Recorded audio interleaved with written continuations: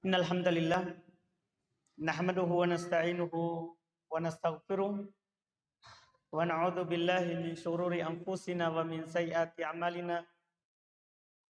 May yahdihillahu fala mudhillalah wa may yudlil fala hadiyalah.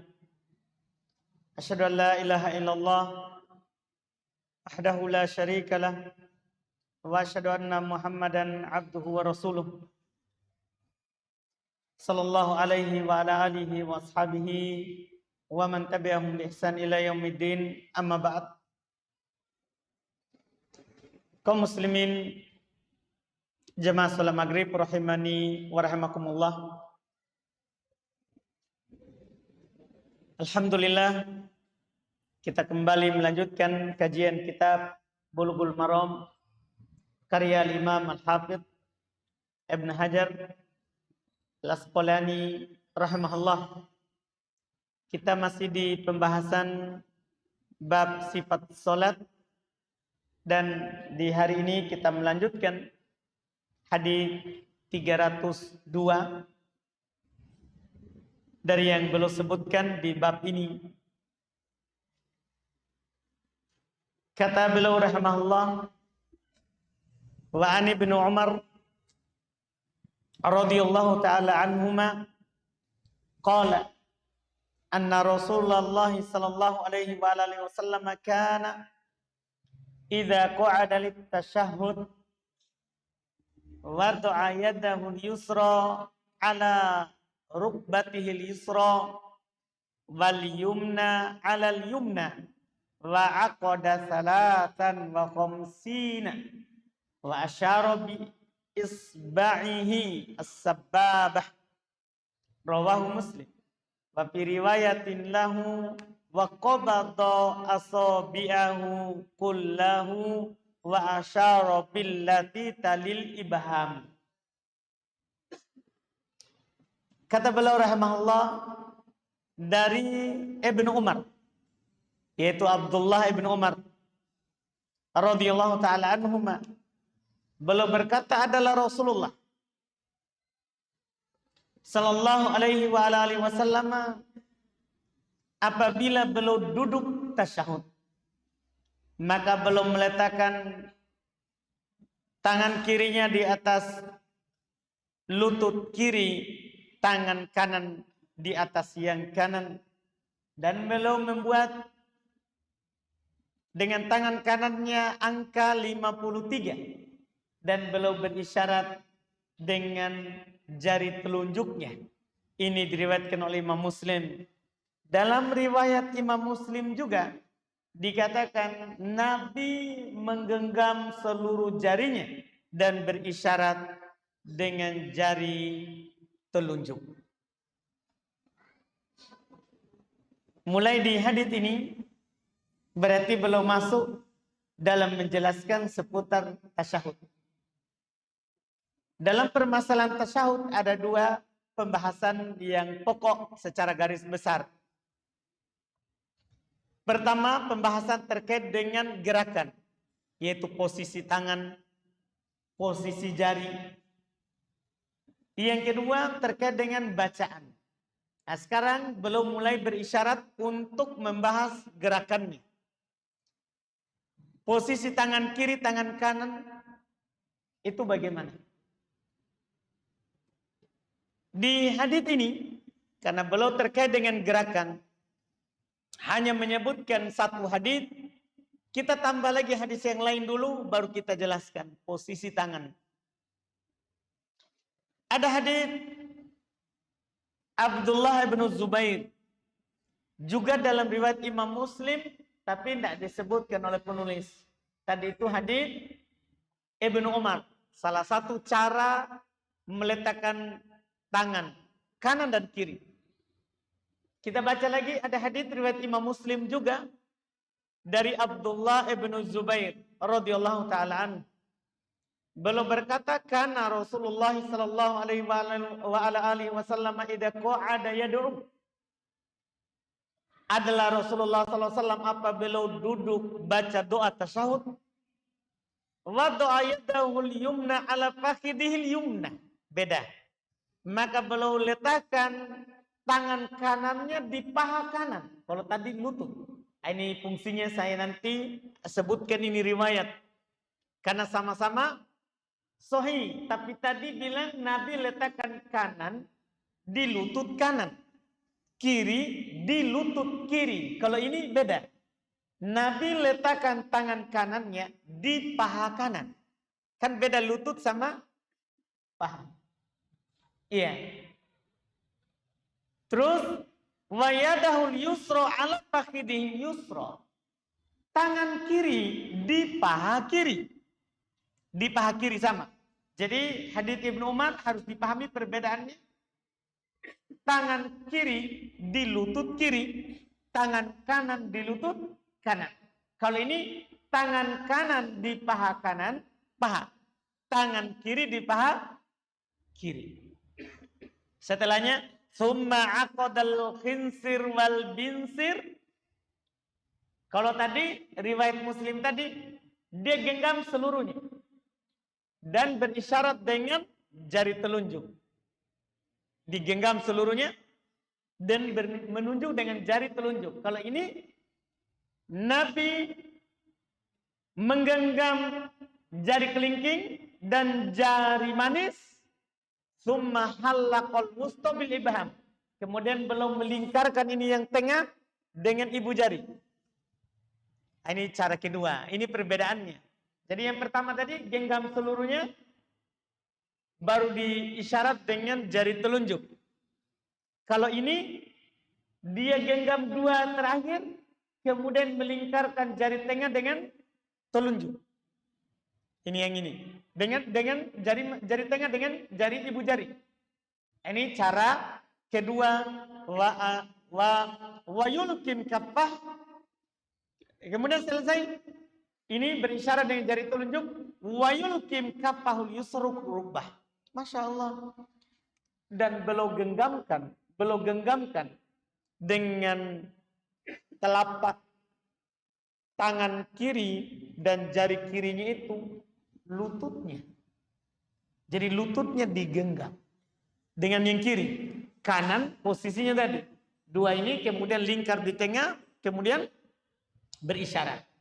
Ini hadis riwayat Imam Muslim dari Abdullah bin Zubair. Kita baca lagi ketiga, kan ada tiga riwayat. Satu beliau sebutkan, satunya tidak. Dua ini tidak. Ada riwayat juga dari Wa'il ibn Hujr dalam Sunan Abu Daud dan Al-Baihaqi, dan ini adalah hadis yang sahih. Beliau katakan, yaitu Wa'il ibn Hujr menceritakan tasyahudnya Nabi. Wadu'a yadahul yusra ala fakhidihil yusra. Sama. Dia letakkan tangan kirinya di paha kiri. Wa wadu'a mirfaqahul aiman ala fakhidihil aiman. Dan beliau letakkan sikunya ke paha kiri, paha kanan. Beliau letakkan siku kanannya di paha kanan. Berarti di sini sekarang adalah ini yang dibahas. Sikunya di mana? Ternyata sikunya di paha. Sikunya di paha. Ini untuk menjelaskan nanti posisi saat yang kanan ini. Kan jelas kalau telapak tangan ini di atas paha tadi. Siku juga di paha. Jadi tidak dibuat sayap. Siku di paha. Saat duduk, siku di paha. Terus summa aqadal khinsir wal binsir. Summa halaqal wusta bil ibham wa asyara bis sababah. Kalau ini sama dengan hadis Abdullah bin Zubair. Kemudian beliau menggenggamkan jari kelingking dan jari manis. Kemudian melingkarkan yang tengah dengan ibu jari. Berarti posisi jarinya sama, cuman dijelaskan posisi siku. Posisi siku. Ini tiga riwayat yang disebutkan terkait dengan kaifiyat atau cara atau posisi tangan kita saat bertasyahud. Dua kaifiat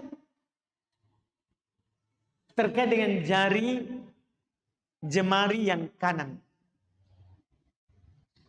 Ada riwayat yang ketiga kita tidak sebutkan, sebentar kita isyaratkan. Terkait dengan jari kanan, kita tidak sebutkan duluan yang itu. Yaitu terkait dengan menggerakkan. Ya, terkait dengan menggerakkan jari. Itu kita tidak sebutkan riwayat yang itu. Sebentar kita isyaratkan. Insya Allah di pembahasan apakah jari digerakkan atau tidak. Kita bahas dulu sekarang terkait dengan letaknya tangan kita. Apakah di paha atau di lutut? Maka ada dua kaifiat. Tangan ini, telapak tangan, boleh di atas paha, boleh di atas lutut. Boleh. Jadi boleh kita ini jarinya tidak sampai ke lutut. Ya, boleh di atas paha saja. Riwayatnya sama-sama sah. Riwayat Imam Muslim. Kemudian posisi sekarang tentunya kalau kita ya berisyarat, sekarang kita berbicara tentang jari. Tentunya jari yang kanan, yang kiri dua posisi. Boleh di atas paha, cuma diletakkan. Boleh di atas lutut dan dengan digenggamkan. Tadi dalam hadis tadi, ya kalau kita tasyahud, boleh tangan kiri hanya di atas paha. Diletakkan saja, tanpa digenggam lututnya. Atau tanpa digenggam pahanya. Diletakkan saja. Karena takbirnya, wado'ah. Nabi meletakkannya saja. Yang kedua, boleh di atas lutut dan digenggam lututnya. Dengan jari jemari. Digenggam lututnya. Dan lebih, Masya Allah, ada faedah dari Imam An-Nawawi rahimahullah. Beliau jelaskan, katanya itu lebih terhindar daripada bermain-main. Kalau kita genggam lututnya. Daripada diletakkan biasa. Kalau diletakkan biasa kita bermain-main. Kita menggaruklah, kita apa. Itu kata Imam Nawawi katanya, wal hikmatu min wad'iha inda rukbam man uha minal abath. Iya. Meletakkannya di lutut dan menggenggamkannya itu akan menahannya dari bermain-main. Dari bermain-main. Hanya saja kata beliau, wa watu ayyadahul yumna ala fakidil yumna famujma'un ala istihbabi. Adapun kata Imam Nawawi, dia letakkan saja di atas pahanya, itu disepakati sunnah. Sama-sama ini sunnah. Kita hanya letakkan sunnah. Cuma beliau jelaskan hikmah kalau kita letakkan di atas lutut dan kita genggam. Itu menahan kita dari bermain-main. Karena ketika tangan kanan yang punya tugas berisyarat, digenggam, kiri kan kosong. Jadi kadang kita bermain-main. Jadi kalau kita posisikan dengan digenggam, menggenggam lutut, itu lebih menahan kita dari bermain-main melalui tangan kiri. Iya, walaupun disepakati. Dua cara ini adalah sunnah. Boleh dia hanya meletakkan, boleh dia menggenggam. Ini tangan kiri, tangan kanan sekarang. Di dalam dua riwayat tadi, terkait dengan posisi jari tangan kanan, adalah boleh dengan dua cara.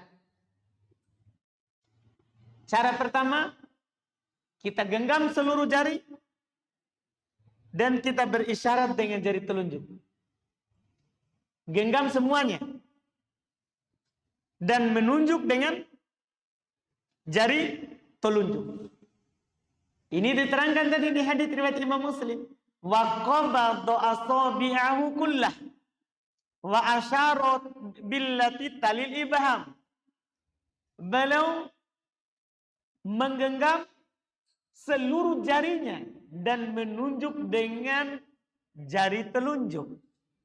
Ini. Kemudian, ya, dalam riwayat Imam Muslim yang pertama, beliau menggenggam dengan angka 30, dengan angka 53.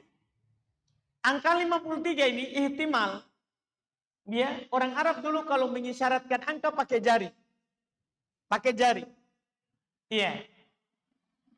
Angka 53 ini ihtimal begini. Menggenggam dua ini, kemudian melingkarkan tengah untuk 5. Untuk 5. Kemudian menunjuk. Jadi bisa kemungkinan situ. Tapi saya tadi pastikan ada ucapan yang sangat bagus, penjelasan yang sangat bagus yang disebutkan oleh pensyarah Bulughul Maram, yaitu di kitab Subul Salam. Imam As-Sun'ani rahimahullah. Beliau menjelaskan isyarat angka pakai tangan di orang Arab. Saya baca syarah beliau katanya. Orang Arab biasanya kalau diisyaratkan satu, dia bilang begini. Dia tekuk jari kelingkingnya, kalau satu. Kalau dua, dia tekuk dua. Kalau tiga, dia tekuk ini 3. Jarinya. Kalau 3. Jadi ini ditekuk 3. Iya. Ini kan aqadah thalatha. Dia buat 3. Berarti kalau 3, dia tekuk ini 3. Kemudian 50. Orang Arab katanya kalau buat angka 50, maka dia akan tekuk semuanya. Ini isyarat 50. Kalau dia bilang 50, begini. Iya, dia tekuk semua jarinya. Kalau 50, berarti mirip dengan penjelasan. Dia tekuk semuanya. Kalau 50, ya, terus 53 kan sudah memang terwakili dengan 3. Ini 3 ini digenggam semuanya. Kemudian 50 berarti semuanya langsung. Berarti 3, 5. Berarti 50 terus 3. Kita paham kan? 53. Jadi kita angka 2. Angka 2. Jadi kalau dibilang 53. Kita paham ini? Ini cara mereka. 53. Itu kalau dia bilang 3. Tinggal posisi ibu jari. Ibu jari naik juga atau tidak? Inilah diisyaratkan tadi. Jadi 53. 53. Kita paham ini? Itu yang dibilang tadi angka 53. Jadi ini 3, ini angka 3 ini. 3 kemudian 50 semuanya. Berarti kalau kita dahulukan 53. 53. Kita paham ini? Ini yang ketemunya hadis riwayat tadi. Dan belum menjelaskan angka yang sangat banyak. Bagaimana kalau 30, bagaimana kalau 40, kalau 50, 60. Tapi kan kita maunya 53. Iya, itu saja yang kita jelaskan. Kalau kita jelaskan dari 1 sampai puluhan, sampai ribuan, nanti terlalu banyak. Tidak jadi fikih.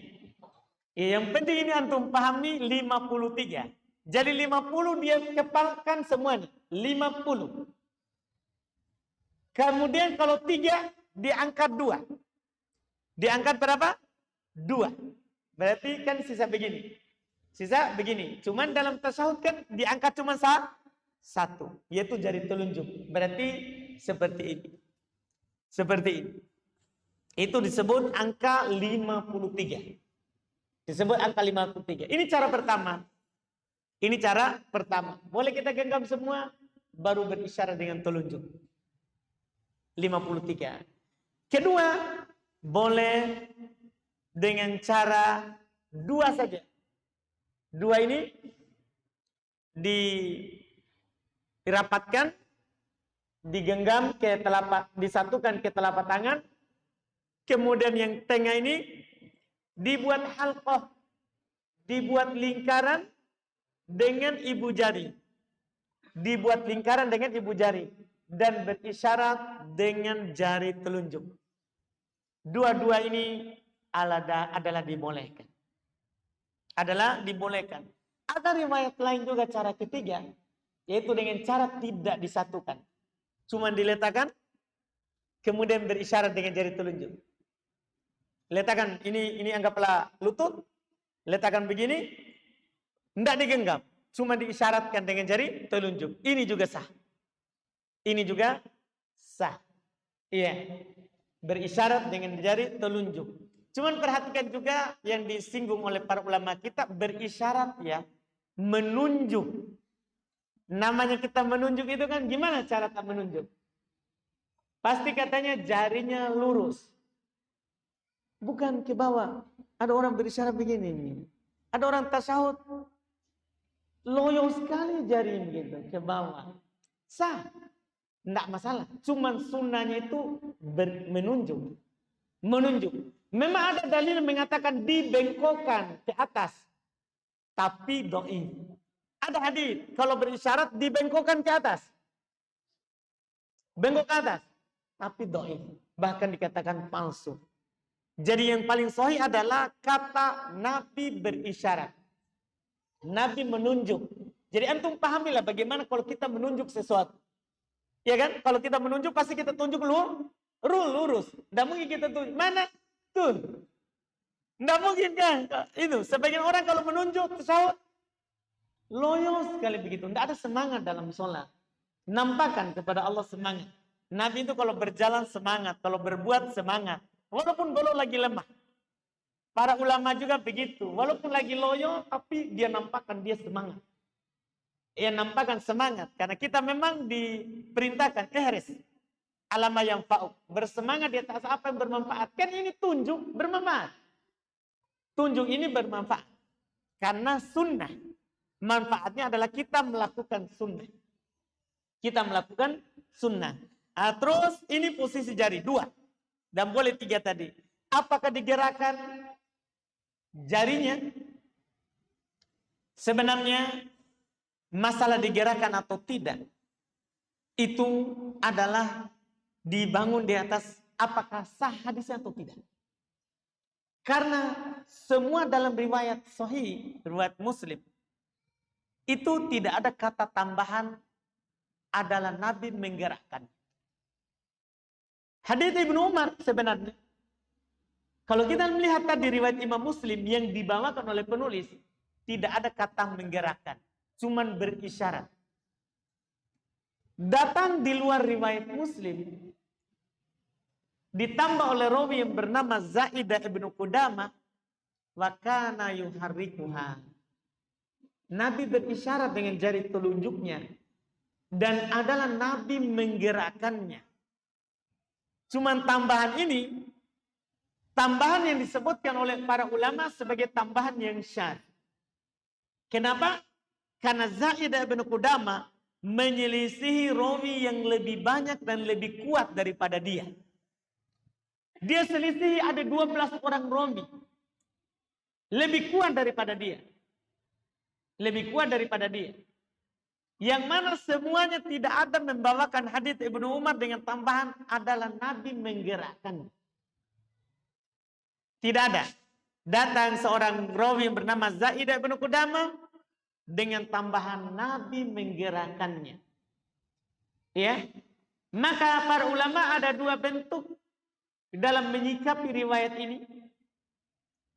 Pertama, sahih, tapi maksud dari menggerakkannya adalah saat pertama kasih naik. Kan pasti bergerak. Bukan bergerak terus. Maksudnya menggerakkannya maksudnya saat menunjuk naik otomatis bergerak. Itu cara kompromi yang pertama. Bagi yang mensahihkannya.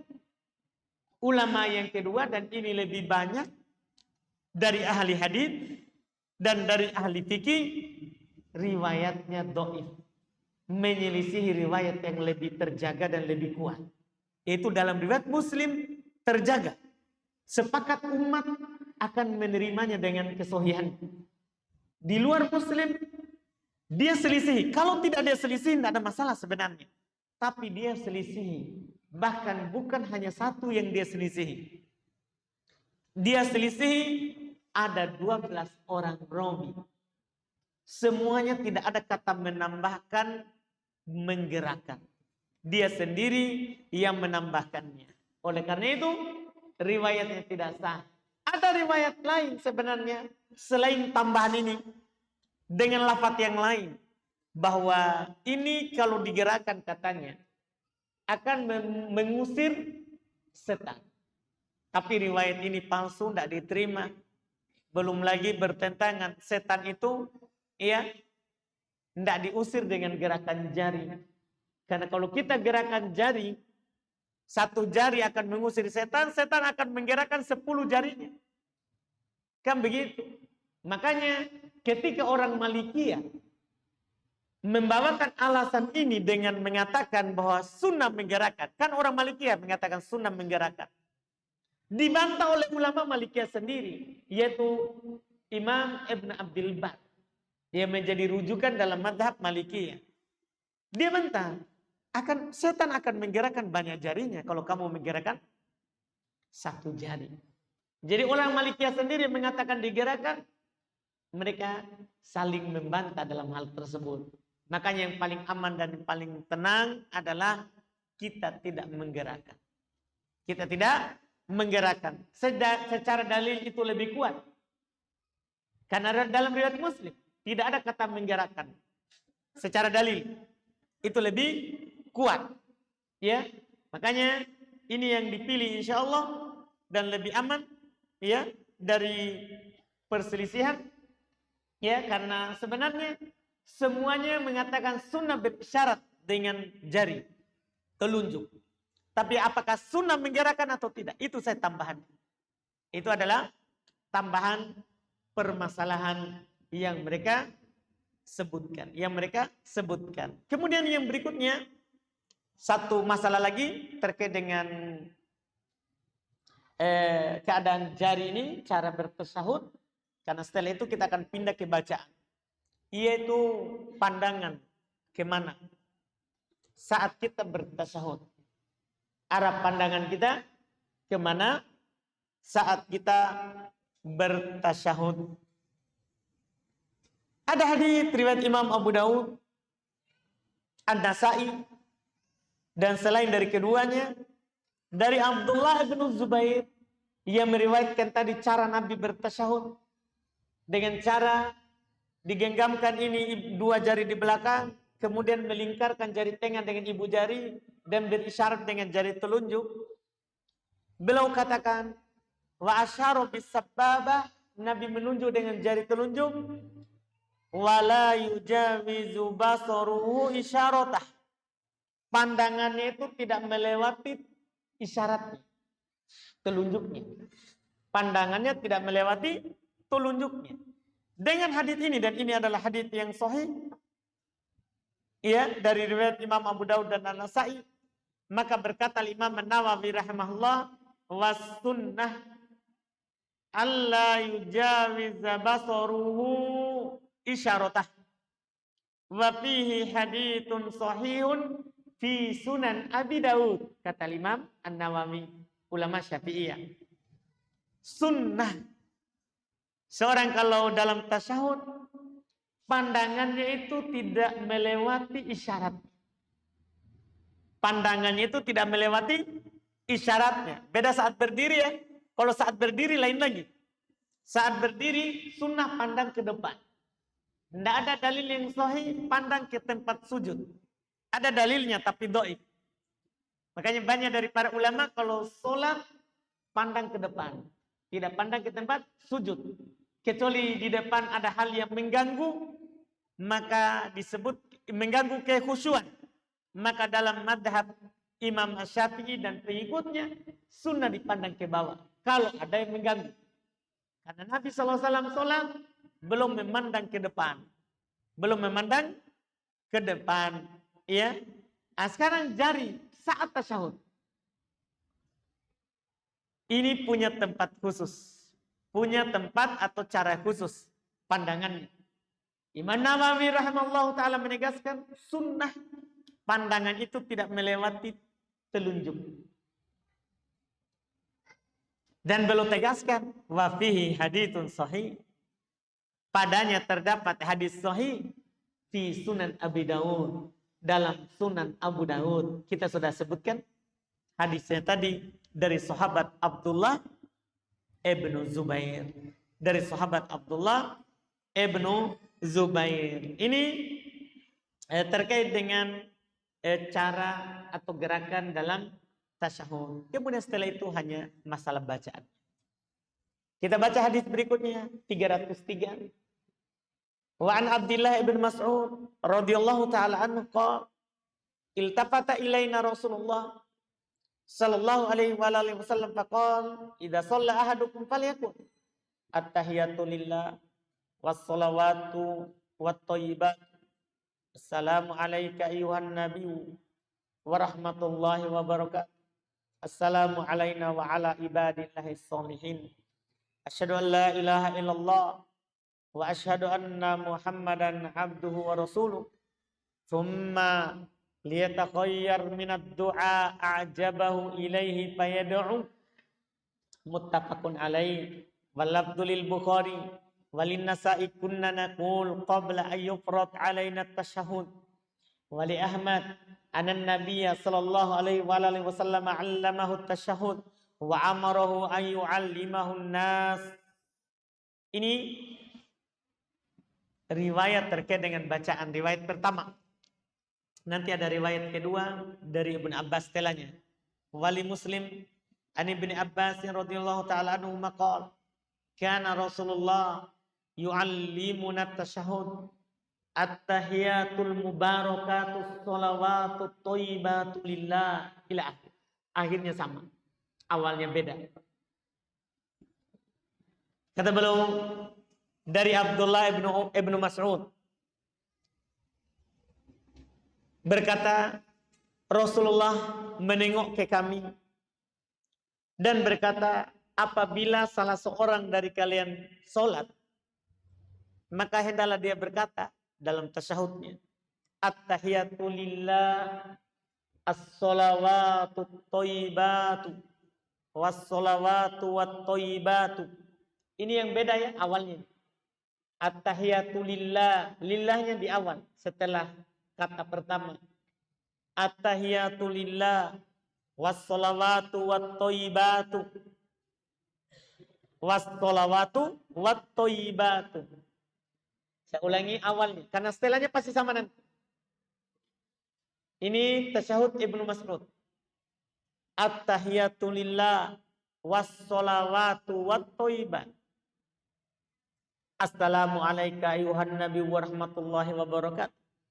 Assalamu alayna wa ala ibadillahis sholihin. Asyhadu an la ilaha illallah wa asyhadu anna Muhammadan abduhu wa rasuluh. Sampai situ. Tsumma la yatakhayyar minad du'a ajabahu ilaihi fayad'u. Kemudian dia silakan pilih doa yang dia inginkan dan dia berdoa dengan. Iya. Ini riwayat Bukhari Muslim, tapi lafaz ini adalah lafaz Imam Al-Bukhari. Dalam riwayat Imam An-Nasa'i dikatakan, kami berkata sebelum difardukan kepada kami tasyahud. Jadi ada kata sebelum difardukan.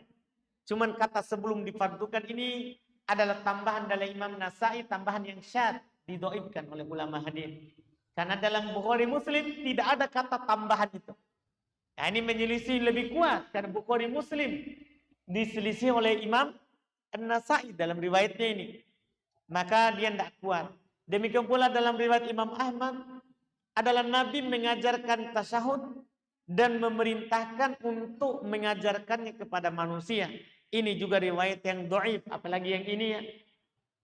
Karena di dalam sanadnya ada rawi yang bernama Qasim Ibn Abdurrahman Al-Jazari. Dia adalah rawi yang sayyul hifdz, rawi yang jelek hafalannya. Jadi yang paling terjaga tadi, lafaz tasyahudnya tidak masalah, cuman awal-awalnya yang beda.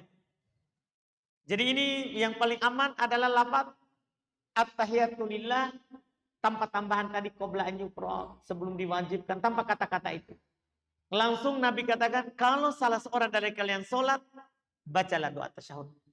At-tahiyatu lillah was-shalawatu wat-thayyibatu. Assalamu alayka ayyuhan nabi wa rahmatullahi wa barakatuh. Assalamu alayna wa ala ibadillahi sholihin. Asyhadu an la ilaha illallah wa asyhadu anna Muhammadan abduhu wa rasuluh. Wali Muslim. Dalam riwayat Imam Muslim, Ali bin Abbas, dari Ibnu Abbas. Nah, ini dikenal dengan tasyahudnya Ibnu Abbas. Kalau tadi tasyahudnya Ibnu Mas'ud. Perhatikan lafadznya. Qol, dia berkata, karena Rasulullah yu'allimuna tasyahud. Adalah Rasulullah mengajarkan kepada kami tasyahud. At-tahiyatul mubarakatus sholawatut thayyibatu. 4 kalimat. Ada tambahan al-mubarakatuh. At-tahiyatul mubarakatus sholawatut thayyibatu. Tanpa wa. Kalau tadi kan at-tahiyatul lillah was sholawatu wat thayyibatu. Kalau ini digabung tanpa wa. At-tahiyatul mubarakatus sholawatut thayyibatu. Ada tambahan kata al-mubarakatuh. At-tahiyatul mubarakatus sholawatut thayyibatu lillah. Lillahnya di akhir.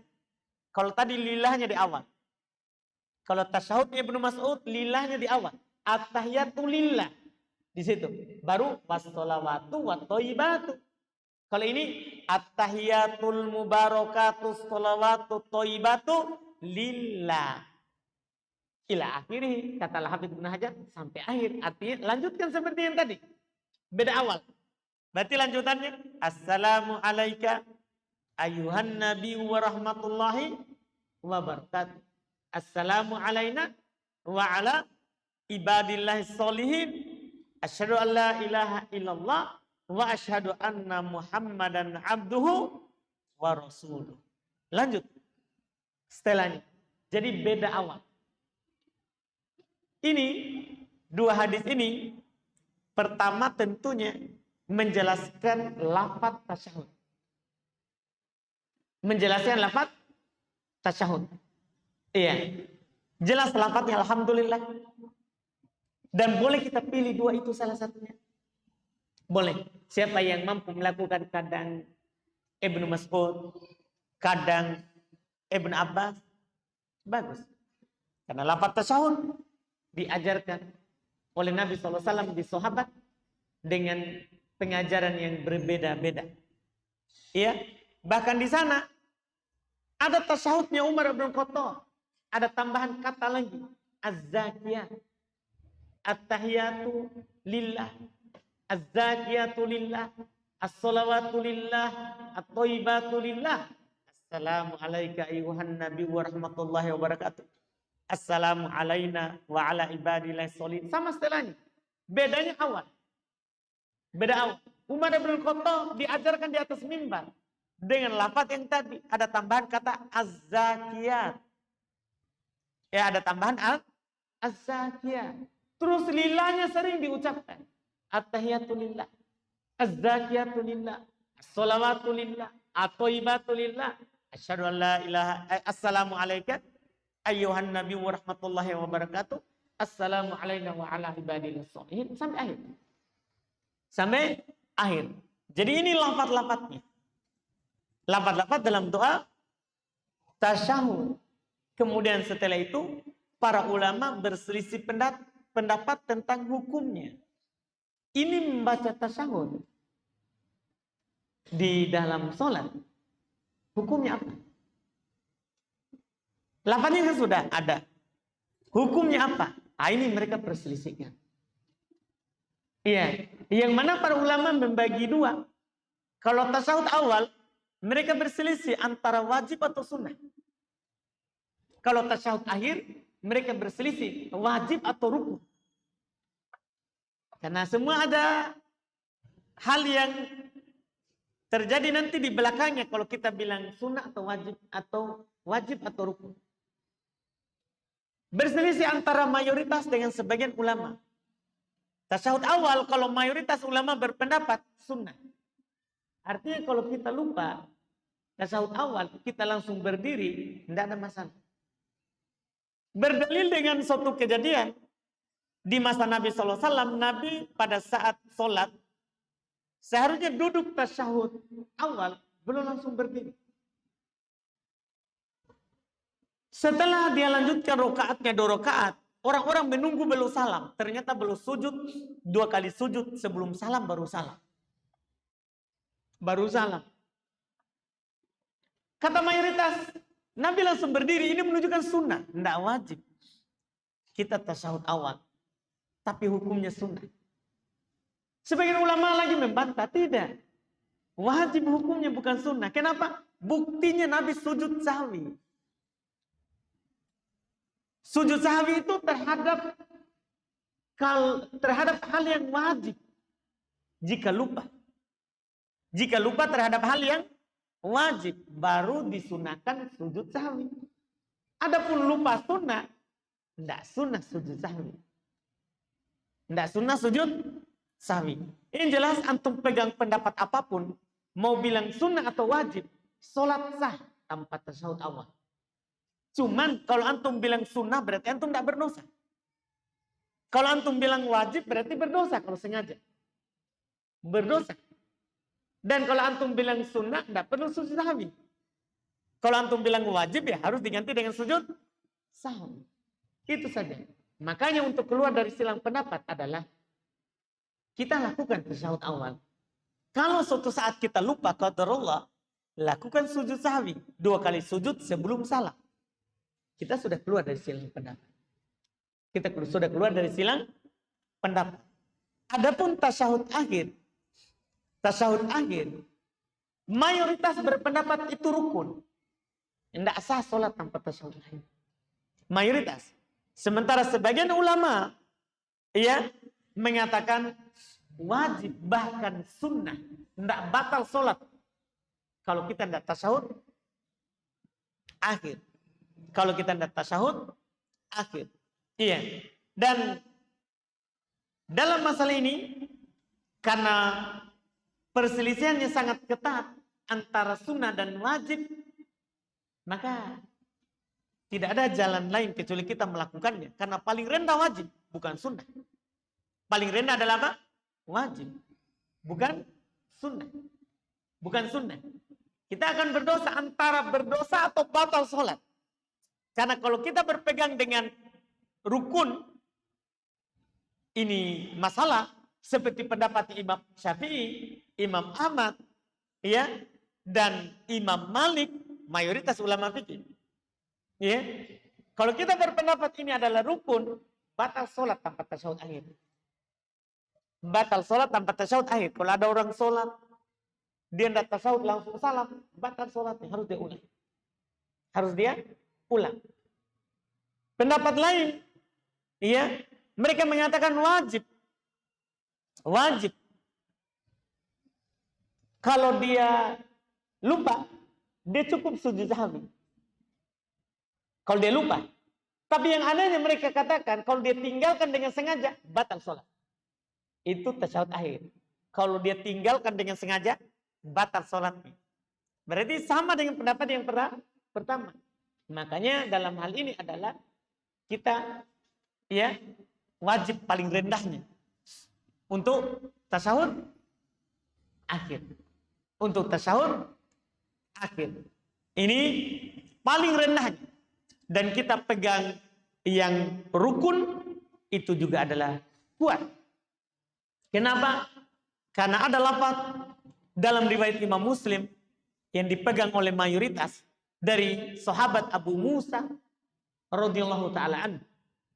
Beliau berkata, Nabi SAW katakan, idza kana ahadukum indal qi'dah falyakun min awal qauli ahadikum at-tahiyatu lillah. Perintah. Apabila salah seorang dari kalian duduk tasyahud, hendaklah pertama yang dia ucapkan adalah at-tahiyatu lillah sampai akhir. Jadi ada perintah di sini. Ada perintah. Dan asal perintah itu paling rendah adalah apa? Wajib kalau bukan rukun. Yang menyatakan bukan rukun itu satu alasannya. Satu saja alasannya. Yang menyatakan bukan rukun. Yaitu Nabi tidak mengajarkan kepada orang yang salah sholatnya. Itu saja. Nabi tidak mengajarkan tasyahud kepada orang yang salah sholatnya. sementara semua di situ adalah rukun yang batal sholat kalau tidak dilakukan. Itu saja kendalanya. Maka kita pegang untuk hati-hati. Pendapat Imam Syafi'i, Imam Ahmad, Imam Malik itu lebih bagus dan lebih hati-hati. Kita katakan sebagai apa? Rukun sholat, supaya kita tidak bermudahan meninggalkan tasyahud akhir. Supaya kita tidak bermudahan meninggalkan tasyahud akhir. Adapun tambahan bacaannya, ya nanti kita akan bahas di berikutnya lagi, karena masih ada lafaz sholawat setelah tasyahud. Nanti di pertemuan akan datang insyaallah di hadis 305. Di hadis 305. Kalau ada pertanyaan silakan.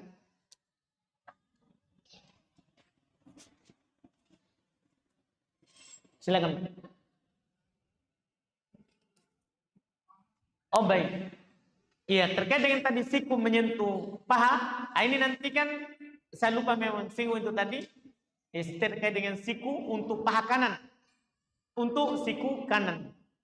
Tangan kanan ketika kita duduk tasyahud, maka kita menunjuk.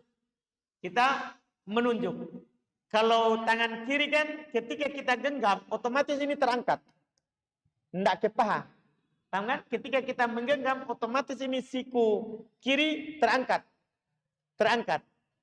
Kita bisa pahami saat tasyahud. Otomatis kalau kita genggam, ini siku akan terangkat.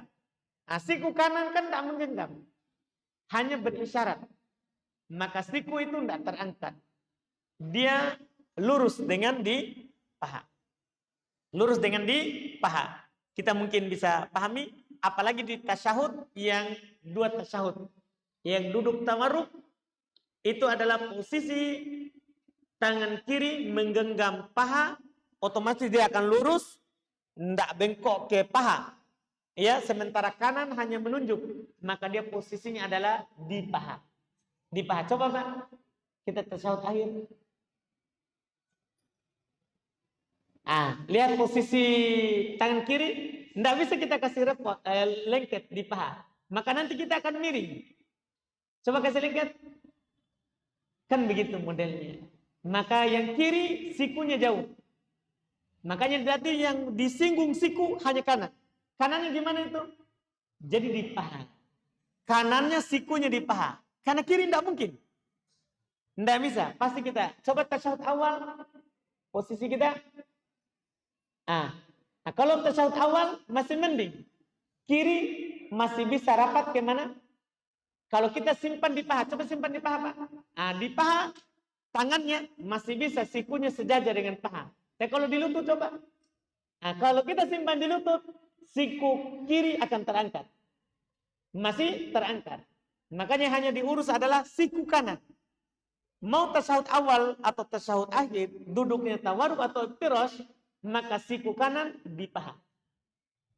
Siku kanan di paha. Karena yang diurus siku adalah hanya kanan. Hanya kanan. Itu wallahu alam. Barakallahu fiikum.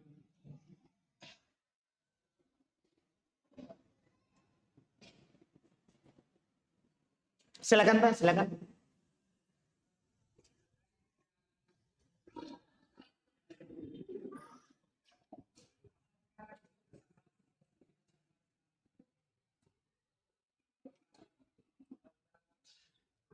Baik, Masya Allah. Itu pertanyaan penting. Sama isi hati kita dengan yang punya ini kertas. Iya. Jadi itu memang masalah yang selalu ditanyakan. Saya tadi tidak sampaikan karena tidak punya hadis. Jadi para ulama membahas ini kapan kita menunjuk. Kapan kita menunjuk. Iya. Dengan pertanyaan kapan kita menunjuk, perhatikan itu lafaz hadis. Semua hadis tadi. Abdullah bin Umar, Abdullah bin Zubair. Semua menceritakan itu gerakan tangan adalah dengan lafaz apa? Kana idza qa'ada tasyahud. Adalah Nabi kalau duduk tasyahud, bukan masalah bacaan. Ceritanya ini gerakan, bukan bacaannya. Perhatikan dulu lafadznya. Karena idza qa'ada tasyahud. adalah Nabi kalau duduk tasyahud, maka beliau letakkan tangan kiri di atas lutut kiri, tangan kanan di atas lutut kanan, dan beliau berisyarat dengan angka 53. 53. Kapan ini? Apakah ada kaitannya dengan bacaan? Lihat penukilannya, Pak. Kalau duduk tasyahud, maka beliau berisyarat dengan angka 53. Ini Ibnu Umar, riwayat Imam Muslim. Dalam riwayat Abdullah bin Zubair, riwayat Muslim juga. Lihat katanya, kana Rasulullah idza qa'ada yad'u. Adalah Rasulullah kalau duduk bertasyahud. Di sini malah tidak ada lafaz tasyahud sama sekali. Karena kenapa saya singgung itu? Karena sebentar ada yang saya mau sampaikan terkait dengan dalilnya orang mengatakan saat bersyahadat. Adalah Nabi kalau duduk berdoa. Berdoa lafaznya. Kalau Nabi duduk berdoa, wa do'a yadul yumna ala fakidil yumna. Beliau letakkan tangan kanannya di atas paha kanan. Wa yadul yusra ala fakidil yusra. Dia letakkan tangan kirinya di atas paha kiri. Wa asyara bi isba'ihil sababa. Belum menunjuk dengan jari telunjuknya. Duduk, Pak. Duduk bertasyahud. Belum berisyarat dengan jari telunjuk. Itu dua lafaz, Pak. Riwayat Imam Muslim. Dengan ini ada yang mengatakan bahwa katanya berisyarat saat bersyahadat. Bahkan sebagian mereka mengatakan saat illallah. Karena ini tunjuk wahid. Satu-satu. Kan asyhadu an la, jangan dulu. Asyhadu an la ilaha, saya bersaksi bahwasanya tidak ada yang berhak disembah illallah. Kecuali Allah. Kenapa ditunjuk ini illallah? Karena satu. Allah kan maha satu. Itu pengkajiannya, Pak. Ini bukan pendapat Imam Syafi'i. Ini dinukil dari sebagian ulama Syafi'iyah seperti Ibnu Sobbah rahimahullah.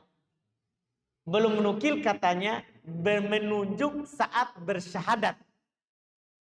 Itu belum bilang saat bersyahadat berarti asyhadu Allah ilaha illallah, alla ilaha illallah. Saat bersyahadat. Sebagian mereka berlebihan. Saat illallah. Kata mereka tidak ada dalilnya. Al-Hafidz Ibnu Hajar tidak sampaikan. Belum ulama Syafi'iyah juga. Pengikut Syafi'iyah. Tapi dia tidak sampaikan. Karena mereka tidak punya dalil. Dia hanya mengambil lafadznya Abdullah bin Umar. Idza qa'ada tasyahud. Kalau duduk tasyahud, mereka bilang kalau bersyahadat. Jadi dia bawa begitu. Kalau bersyahadat. Yang benarnya kalau duduk, bukan saat bersyahadat. Makanya sekali lagi tidak ada dalil yang dipakai oleh orang yang mengatakan saat asyhadu dan saat illallah. Tidak ada dalil. Tidak ada dalilnya. Yang ada adalah dari awal. Yang ada adalah apa? Dari awal dan sampai akhir tasyahud. Tidak sunnah salam masih tunjuk. Sebagian orang nggak tahu dari mana. Dia taklid. Dia taklid. Tidak tahu dalil. Jadi dia sudah selesai tasyahud. Bahkan sudah salam. Tapi belum turun. Menyelisih sunnah. Karena penukilan semua dalil adalah Nabi kalau duduk berdoa. Baca tasyahud dan doa nanti. Adapun sudah mau salam. Tidak sunnah. Siapa yang melakukannya dia tidak punya dalil. Bahkan bisa masuk di bid'ah. Tidak ada dalil orang yang salam masih Assalamualaikum warahmatullahi, Assalamualaikum warahmatullahi, masih tunjuk. Tidak ada sunnahnya dari Nabi SAW. Tidak ada sunnahnya dari Nabi SAW. Gak tahu, saya melihat orang kadang melakukannya, gak tahu dari mana dalilnya. Semua di buku fikih tidak ada yang mengatakan sudah salam masih menunjuk. Tidak ada yang mengatakan sudah salam masih menunjuk. Di madhab fikih tidak ada. Di madhab fikih tidak ada yang sudah salam masih menunjuk. Itu wallahu alam. Ini di riwayat tadi. Sudah habis. Masih? 1 menit lagi. Baik, kita lihat sini. Ini pertanyaan kita tidak jawab karena sama dengan isi hatinya.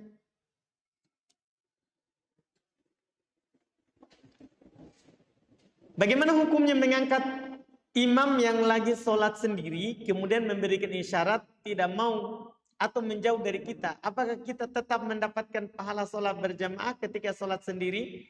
Iya. Kalau kita punya udzur, kan ada alasan syar'i, kita tetap dapat pahala berjamaah kalau sholat sendiri. Apakah bacaan tasyahud yang disebutkan tadi adalah khusus tasyahud awal saja? Adakah batasan bacaan antara tasyahud awal dengan akhir? Kapan jari telunjuk dinaikkan dan diturunkan? Tadi ini yang kedua, dinaikkan saat itu dan diturunkan sudah selesai tasyahud. Adapun tasyahud terbatas pada tadi atau adakah batasan bacaan atau tasyahud awal dan akhir nanti? Karena kita belum sempurna dengan pembahasan sholawat dan doa. Insya Allah nanti kita akan bahas apakah di tasyahud awal itu ada sholawat atau tidak. Itu nanti insya Allah disinggung di pertemuan yang akan datang. Kita cukupkan dulu. Alhamdulillah. Subhanallah. Asyhadu an la ilaha illa anta astaghfiruka wa atubu ilaik. Assalamualaikum warahmatullahi wabarakatuh.